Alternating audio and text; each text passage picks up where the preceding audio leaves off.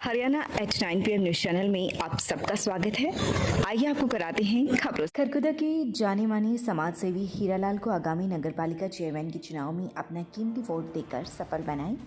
इनका उद्देश्य खरखुदा शहर का चहुमुखी विकास करना और अवैध कॉलोनियों को पक्का करना। नगरपालिका पार्षद रहा तब भी मैंने अपने वार्ड के अंदर बहुत सारे काम कराए हैं और आगे मैं कोशिश करूंगा कि पूरे खरखौदा में ज़्यादा से ज़्यादा काम हो और खरखौदा का विकास ज़्यादा से ज़्यादा हो सके। सैदपुर से शॉपिंग करने आए बुजुर्ग को सम्मोहित कर उसकी सोने की अंगूठी ले गया युवक। खरखुदा में पहले भी हो चुकी हैं ऐसी कई वारदातें। सामान खरीदने के लिए सैदपुर से खरखुदा एक बुजुर्ग के साथ धोखाधड़ी करके दो युवक उनकी दो सोने की अंगूठी निकाल ले गए।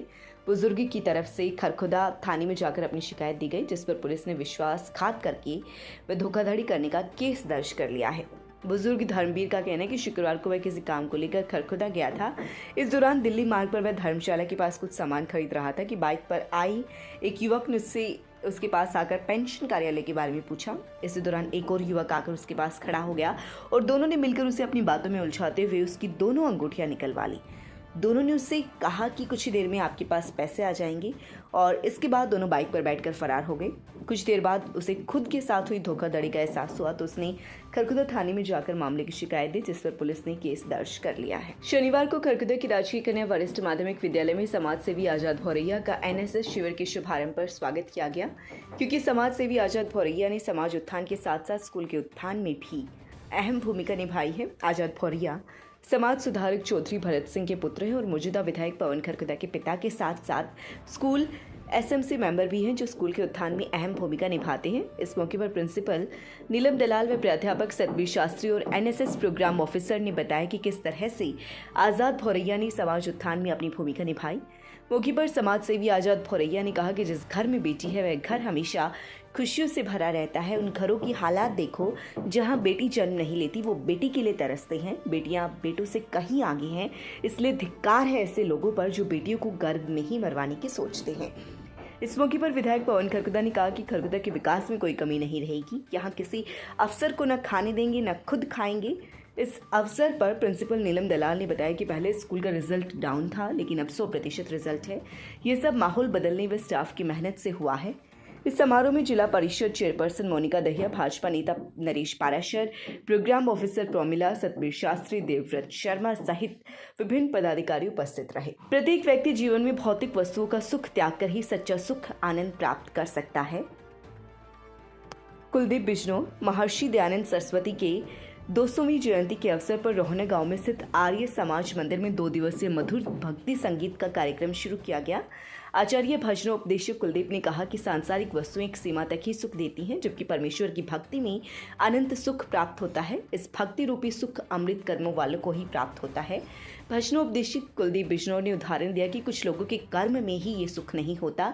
अगर उन्हें कहते हैं कि सत्संग में चलो, भगवान की कथा प्रसंग में चलो, तो वो कहते हैं तुम्हें भजन की पड़ी हुई है, भगवान की भक्ति की पड़ी हुई है, यहाँ तो मरने तक की फुर्सत नहीं है।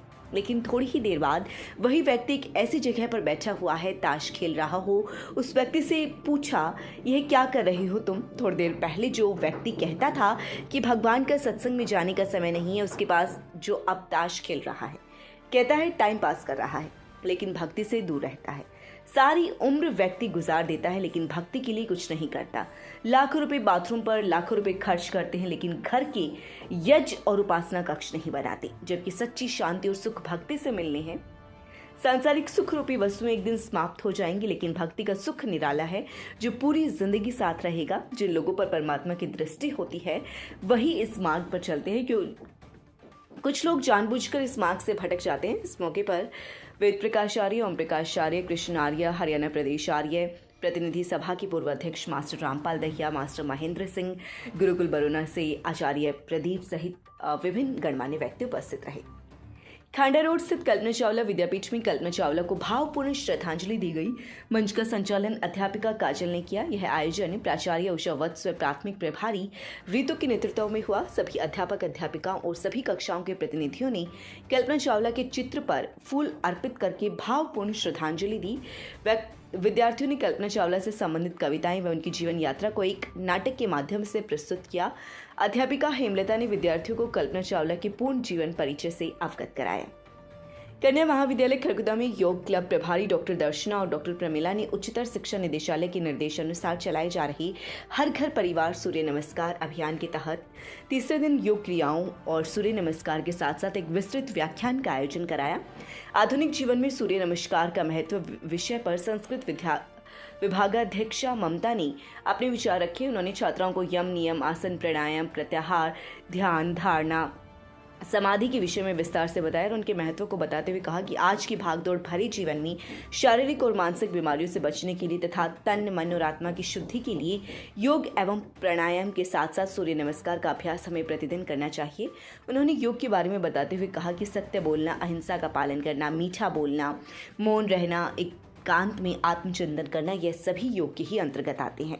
अतः हम सबसे पहले सत्य, अहिंसा, मौन का अपने जीवन में पालन करना चाहिए।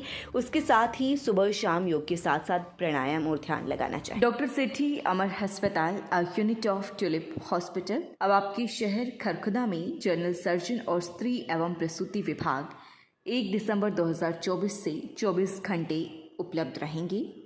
Doctor Prince MBBS MS general surgery, doctor Sumera MBBS MS OBS and gynae, private panel उपलब्ध और ECHS एवं Ayushman Bharat in process. Rohtak road Kharkhoda Sonipat, दूरभाष 0130 29 831 32 895 040 40 64। लगातार खबरों से बनी रहने के लिए चैनल को लाइक, सब्सक्राइब और शेयर जरूर करें। धन्यवाद।